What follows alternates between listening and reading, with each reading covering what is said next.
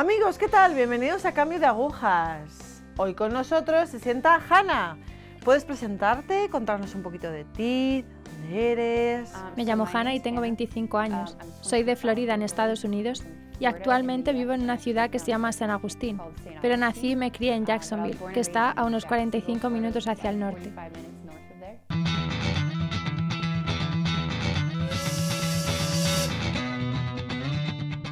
¿Puedes contarnos un poquito sobre tu familia, si naciste en una familia o en un ambiente católico? Me crié en una familia católica, aunque no practicábamos mucho.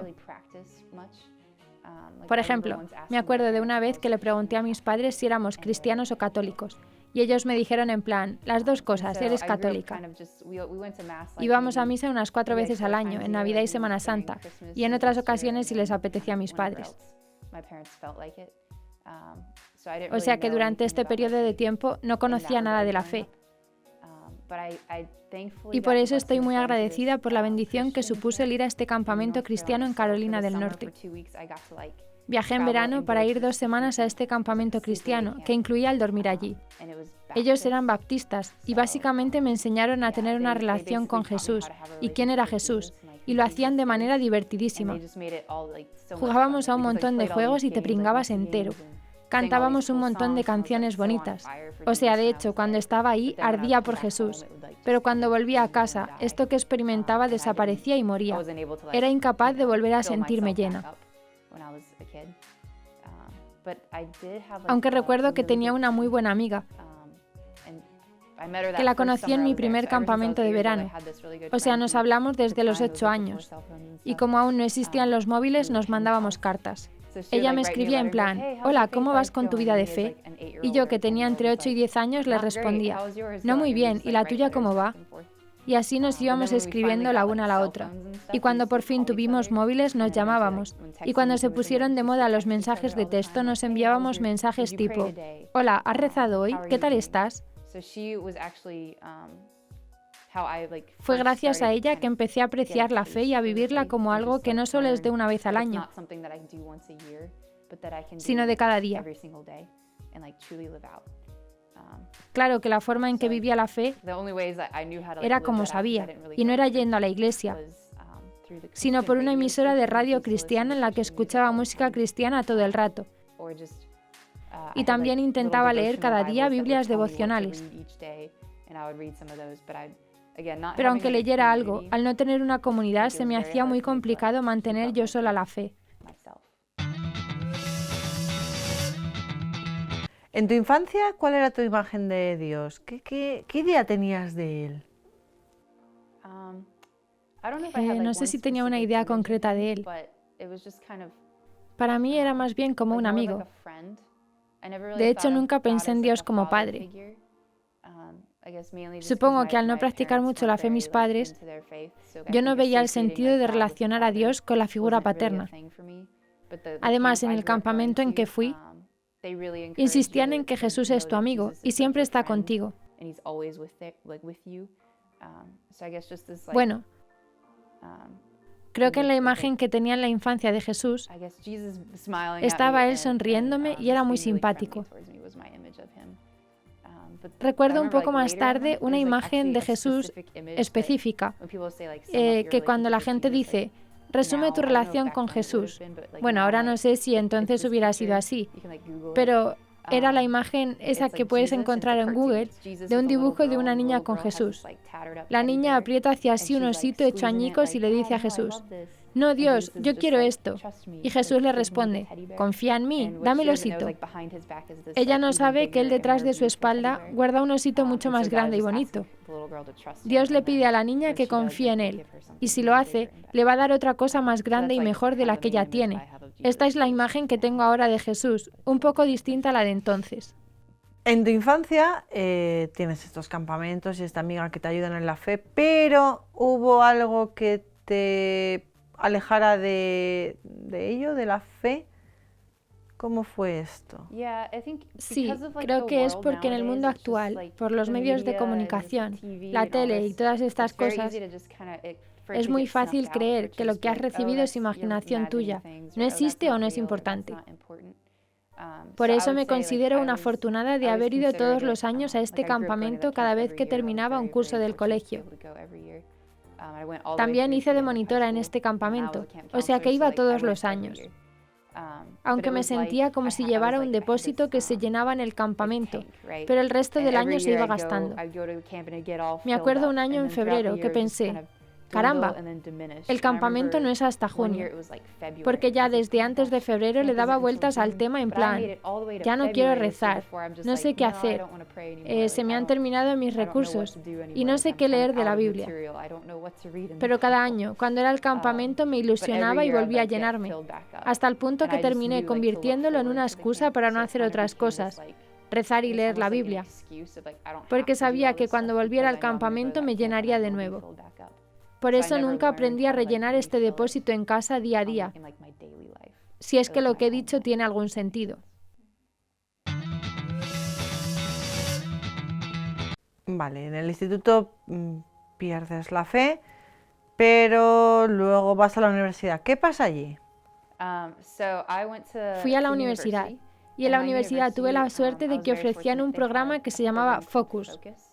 Son las siglas de Fraternidad de Estudiantes Universitarios Católicos. Dicho por encima, consiste en que hay unos misioneros que van por el campus de las universidades diciendo, estoy llevando un estudio bíblico, ¿te gustaría venir? Y si empiezas a ir a los estudios bíblicos te dicen, parece que esto te gusta mucho, ¿quieres entrar en el discipulado? Y te dan clases de Biblia y te enseñan a difundir la fe para que luego tú te encargues de llevar estos estudios bíblicos. Es decir, es centrarse en 2 personas que luego estarán pendientes de otras 2 y sin apenas darte cuenta ya tienes al campus entero. En mi primer año de universidad me uní a uno de estos estudios bíblicos y me hice una muy buena amiga. Me acuerdo que fui al estudio bíblico y ella me dijo, tiene pinta de que esto te interesa mucho, y me preguntó si quería entrar en el discipulado. Es decir, quedar juntas cada semana para que ella me preguntase, ¿qué tal va tu oración personal, la misa y la vida? Porque la idea era que ella se tenía que ocupar de mí y tratarme como a una persona y no como a una estadística. Un día me dijo, sé que es tarde y que acabamos de terminar el estudio bíblico, pero ¿quieres venirte a la adoración? Y yo, que mi familia no era muy católica, me quedé en plan, ¿qué es la adoración? Y ella me respondió, vamos a esta habitación y allí va a estar la Eucaristía en un pie de oro que se llama custodia. Y nos tenemos que sentar delante suyo 1 hora. Y yo, ¿1 hora entera? ¿Qué haces durante 1 hora? Llevé un cuaderno, la Biblia y 3 o 4 libros espirituales que me había preparado con la idea de que sería un rollo. Me acuerdo que tan solo fue llegar, escribir una página y se acabó. Me pregunté a mí misma, ¿ya ha terminado? Me encanta, qué divertido. De este modo, ella me iba introduciendo en las distintas cuestiones de la fe católica. Empecé a ir a misa diaria, porque antes no sabía que se podía ir diariamente, a llevar mi propio estudio bíblico. Bueno, hacer todas estas cosas católicas. Y me decía a mí misma, soy tan buena católica, no hay nadie mejor que yo, ¿verdad? No. Una parte muy importante de mi vida eran mis notas. De hecho, estudié ingeniería en la universidad y actualmente soy ingeniera, o sea que he terminado. En mi segundo año de universidad me centré totalmente en mis notas y mi vida de fe empezó a decaer. Pensaba que costara lo que costara, yo tenía que sacar muy buenas notas, sobresalientes, como siempre había sacado. Cuando entré en este semestre, todas mis clases eran las llamadas clases without classes. Son clases que las hacen muy difíciles, aposta, para que no termines los estudios. Y por eso te lo ponen todo muy complicado. La única forma de mantenerme a flote era levantarme todos los días a las 5:30 de la mañana para irme a trabajar, porque tenía un trabajo parcial. Y después me iba a la universidad y estudiaba en el descanso. Luego otra vez a clase. Estudiaba más y ya me iba a la cama. No tuve tiempo para mis amigos en ese semestre. Entonces, después de un mes más o menos, hice mi primera ronda de exámenes y me decía a mí misma, yo puedo con esto. Así que hice todos los exámenes y después de 2 días me dieron las notas. Pasé de haber sacado siempre sobresalientes a de repente tener un 7, 2, 6 y hasta suspender 1. Esto supuso para mí un golpe muy duro, porque no era que yo me escaquease en plan, no me importa, sino que había dejado todo a un lado para centrarme en esto, y no estaba yendo bien. Así que me aplastó la situación. Me fui a mi habitación, cerré la puerta y me puse a llorar para desahogarme. Y las amigas que había hecho gracias a los estudios bíblicos empezaron en plan, oye, algo le pasa a Hannah. Vamos a ir a verla para ver qué es lo que le pasa. Oye, esta noche hay misa, ¿te vienes? Hace mucho que no vas. Creemos que deberías venir con nosotras. Entonces les respondí, vale, voy. Fui a misa, pero por alguna razón llegué tarde, así que me senté muy al fondo. Y me acuerdo que no podía parar de pensar, Jesús, creo que te necesito, que hay algo que me falta en mi vida, y creo que es que necesito más de ti. Así que me acerqué al sacerdote y extendí mis manos para comulgar. Y él me puso 5 formas en la mano, lo que no es normal. Miré al sacerdote para asegurarme de que no se había equivocado, pero él me dijo, adelante. Y yo en plan, vale. Así que las consumí, pero las consumí 5 veces, más de lo normal. Y solo recuerdo que sentí como si toda una comida hubiera bajado a mi estómago. Podía sentir a Jesús en mi estómago. Cuando volví a sentarme en el banco, caí en la cuenta de que rezando había pedido más de Jesús, y Él literalmente acababa de responder a mi oración. Me sentí muy reconfortada, y me sentí su hija en ese momento, porque yo le había apartado de mi vida. Pero nada más llamarle y pedirle que estuviera disponible para mí, Él directamente vino a por mí y no me dijo, no, tú me has puesto al margen, así que yo ahora también te pongo al margen, sino que en vez de eso dijo, no, tú ahora me necesitas de verdad y necesitas saber que tu identidad debe estar en mí y no en tus notas. Así que a partir de ese momento, aunque tampoco voy a decir que todo era en plan de color de rosas, porque no es verdad, sino que cada día es una elección. Mis notas no es que ya no me importasen más, sino que ya no eran mi identidad. Así que si me esforzaba todo lo que podía y suspendía, lo que era muy frecuente en la universidad, ya no me suponía una situación aplastante, porque me decía, no importa si yo hago todo lo que puedo y suspendo, porque sigo siendo hija de Dios y esta es mi identidad. Eso fue un punto decisivo en cuanto a mi mentalidad, porque siempre había tenido metido en mi cabeza los estudios y luego a Dios, pero fue muy bonito cuando se invirtieron estas cosas. ¿Cómo dirías que cambió tu fe desde la universidad? ¿Cómo es tu fe? ¿Cómo cambia? Cristina, esa es una pregunta muy buena. Creo que fue más bien las cosas a las que dije que sí, como por ejemplo en mi último verano antes de graduarme. O sea que me quedaba el verano y un año más de universidad y ya después mi graduación. Recuerdo varias discusiones con mi familia. Ellos estaban en plan, deberías hacer prácticas, deberías hacer esto y lo otro. Y yo, que ya había hecho prácticas, les decía, no, estoy bien y este verano lo quiero invertir en hacer otras cosas. ¿Habéis oído hablar del Camp Wojtyla? Vale, pues es un campamento que se hace en Colorado, en las montañas rocosas de Estados Unidos. Y básicamente consiste en un campamento de verano al aire libre creo que para jóvenes del instituto, niños. Es un campamento católico que lleva el nombre de San Juan Pablo II, Camp Wojtyla. Y básicamente tienen misa todos los días, hacen actividades divertidas en la naturaleza. Y bueno, yo estaba planeando presentarme de monitora en ese campamento. Y me acuerdo discutir con mis padres que me decían, ¿qué estás haciendo? No deberías hacer esto, sino que deberías hacer prácticas. Y yo les respondía, no, yo me voy a presentar a esto. Creo que debo dedicar este último verano a Dios. Y recuerdo que en mi cabeza me decía, esto es lo que quiero hacer y tengo que hacerlo. Y además me sentía llamada a hacerlo. Así que era escuchar la voz de Dios en los momentos de adoración o en la oración e intentar responderle en vez de decir, no, eso es demasiado difícil, así que voy a hacer lo que todos me dicen que haga. Me acuerdo que apliqué en enero o por ahí, y mientras llegaba el momento de que me respondieran, yo iba cerrando las otras puertas de mi vida. O sea, todas las fechas límites para las prácticas pasaban, o las fechas límites para las clases de verano también. Y no supe si me habían aceptado para Camp Wojtyla hasta mediados de abril, y se suponía que empezaba a principios de mayo o final de mayo. Así que fue en abril cuando me enteré de que no me habían aceptado. Y estaba en plan, Dios, ¿qué estás haciendo? Creía que tú me habías llamado para hacer esto. Me has traído aquí y no tengo planes. ¿Quieres que haga algo? Insistí en tomar una actitud de apertura y no enfadarme con Dios, sino decirle, Dios, me has traído aquí. Así que, como dice el Padre Pío, reza, espera y no te preocupes, que era mi lema del año.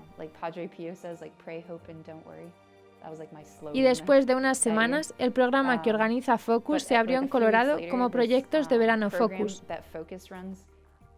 Consistía en ir allí, trabajar en el pueblo y entrar en el discipulado para aprender a llevar los estudios bíblicos. Y tan pronto como se abrió la posibilidad de apuntarse, me apunté. E inmediatamente me aceptaron. Y después de un mes ya estaba allí. Fue uno de los mejores veranos de mi vida. Y conocí a amigos que ahora son muy cercanos. De hecho, el año pasado estuve en la boda de una chica que conocí allí. Así que hice muy buenas amistades. Y ocurrieron muchas cosas bonitas por confiar en Dios. Así que creo que lo que he aprendido en mi relación con Dios es a no poner lo que uno mismo valora como lo primero, sino solo confiar, porque sus planes son siempre mejor de lo que yo siempre pueda imaginar. Entonces, habiendo crecido en una familia que no practicaba y queriendo acrecentar tu fe, ¿querías descubrir realmente la verdad de esta fe? Sí y no. Digamos que en esto sí recibí la ayuda de mis padres. Fui a este instituto, pero me tuve que cambiar, creo que por la recesión. O sea, cambié de instituto por razones económicas. Por eso fui a Bishop Kenny, y fue la primera vez que oí hablar de ser católico. Pero allí ser católico se veía como algo no guay. Bueno, era lo que creía la mayoría, ya sabes, la presión social y todas estas cosas. Pero al ir allí me di cuenta de que todos mis compañeros de clase estaban confirmados y yo no. Y mi familia dijo, vaya, nos hemos olvidado de la confirmación. Así que mis padres me preguntaron, ¿quieres confirmarte? Y les dije, ¿qué es lo que tendría que hacer? Pues ir a clase todos los domingos. Y les respondí, pues genial, a por ello. E hice el rito de iniciación cristiana para adultos y me confirmé. Pero fue como, no sé, me sentía sola, porque no había otros chicos como yo, ya que todos eran adultos, y yo creo que tenía unos 15 años. En ese momento no estaba muy abierta como para aprender algo sobre la confirmación, y la veía como algo aburrido. Pero sí que fue una puerta para hacerme más católica. Estas son mis raíces y es lo que conozco. Y sí creo en esta fe. Fue cuando por fin llegué a la universidad, cuando empecé a explorar la fe en una comunidad. Si es que esto que acabo de decir tiene sentido. ¿Y qué te inspiró a hacer algo como Ned? Es una buena pregunta, Cristina. Me gradué en ingeniería en la universidad y trabajé 2 años como ingeniera. O sea que estos 2 años estuve fuera de la universidad. Y la verdad que es difícil estar ahí fuera en el mundo real, especialmente como una persona católica. El mundo es, no sé, te presiona mucho y sí, pero intentaba encontrar mi propio lugar en la iglesia. Decía, ¿qué puedo? ¿A qué comunidades puedo pertenecer aquí? Y mi iglesia tenía las típicas cosas para matrimonios, grupos de adolescentes de 18 años y más jóvenes, pero como que se les pasó a incluir algo para mi propio perfil. Así que intenté llevar estudios bíblicos y cosas así. Empecé uno, pero después de 1 año más o menos, me sentía muy separada de él. E hice lo mismo que hice cuando estaba en Camp Boitila. Dios, ¿dónde quieres que esté? Siento que me estás llamando a algún sitio. Y solo recuerdo que después de 2 semanas yo decía, vale, Dios, ¿dónde me quieres? Estoy abierta, estoy aquí. Y después de 2 semanas aparecieron 4 personas distintas de 4 ámbitos de mi vida diferentes, sin conocerse entre ellos, que se me acercaron y me hablaron de Irlanda, entre 2 minutos hasta incluso 5 horas. Y yo ya después de la tercera persona dije, Dios, si eres tú de verdad, quiero que otra persona se me acerque y me hable de Irlanda, porque tenía dudas, me parecía muy raro. Entonces se me acercó la 4ª persona y tuve con ella la conversación más larga hasta el momento. Acababa de volver de un viaje a Irlanda y me hablaba con mucha emoción de ello. Así que dije, Irlanda. ¿Qué hay por Irlanda? Busqué en Google cómo se hace y googleé misiones en Irlanda y solo encontraba cosas de una semana. Pensé, a lo mejor quiere que yo trabaje allí. Soy ingeniera, así que buscaré un trabajo de ingeniería en Irlanda. Pero nada parecía ser lo que me estaba pidiendo. Así que me quedé en plan, vale Dios, mis oídos están abiertos. Me puedes hablar cuando quieras, porque aquí estoy. Después de un tiempo encontré una comunidad a la que ahora pertenezco. Blessed is she, bienaventurada ella, y es una comunidad de mujeres que se reúnen una semana sí y otra no, más o menos, y hablan de la Biblia. Conocí allí a una chica que me dijo, oye Hannah, seguro que te gusta este podcast, Among the Lilies, Entre Lirios, que compone Cameron Fratt, y yo en plan, vale, ella tenía unos 50 podcasts, así que me recorrí la lista hasta que elegí uno, y lo empecé a escuchar. Se trataba de su historia de origen, y cómo ella hizo NET en Canadá.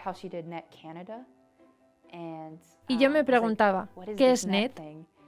Dios, no sé qué es esto, pero si hay uno en Irlanda, siento que es donde me llamas a ir. Así que fui, y efectivamente había uno. Encontré el formulario y lo rellené, pero tardé meses en rellenarlo, porque me decía a mí misma, ¿qué estoy haciendo? No lo sé. Pero era como si Dios me diera la estrechez de miras que necesitaba. Un paso a la vez es lo que necesito que me des, me dijo Dios. Pedí consejo a algunas personas, rellené el formulario, lo envié y hasta llegó el momento de la entrevista. Al día siguiente de la entrevista me dijeron, has sido aceptada, ¿te quieres venir? Y yo, no, dije que no, no quiero, me da miedo.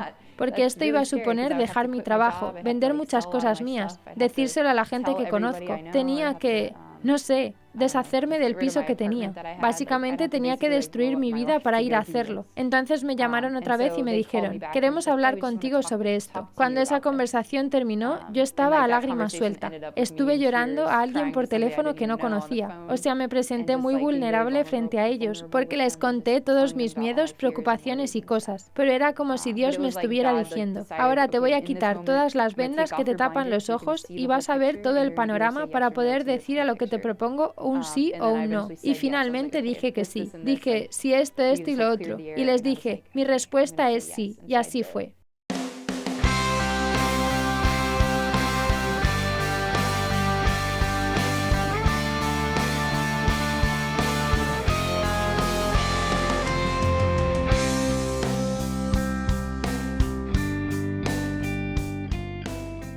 Pues hay que decir que sí. Hay que decir que sí al Señor, hay que decir que sí a los planes del Señor, aunque a veces no nos gusten demasiado, aunque a veces esa vocación que tengamos para lo que sea, nos obligue a dejar muchísimas cosas atrás y a marcharnos a Irlanda, por ejemplo, como hizo Hannah.